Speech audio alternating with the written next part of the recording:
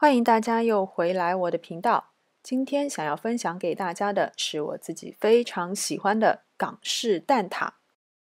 我们先来做塔皮的部分，130克的黄油室温软化以后，加入60克糖粉和2克盐，用蛋抽搅拌均匀，然后分次加入44克的全蛋液。彻底拌匀以后，筛入260克的低筋面粉，用橡皮刮刀搅拌至没有干粉的状态。面团的状态是非常柔软，而且不会粘手的。把塔皮分成16等份，搓圆放在模具中，用手指按压面团，并且轻轻地沿着模具的内侧往上推，直到完全和模具的尺寸吻合。模具的尺寸就如现在你所看到的。每一个塔皮的底部呢，都要用叉子戳一些洞，避免它烤的时候会鼓起来。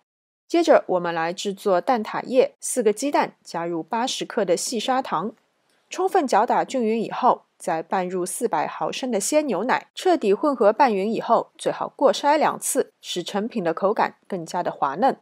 然后把混合好的蛋挞液倒入蛋挞皮中，送进预热好的烤箱，180度烤25分钟。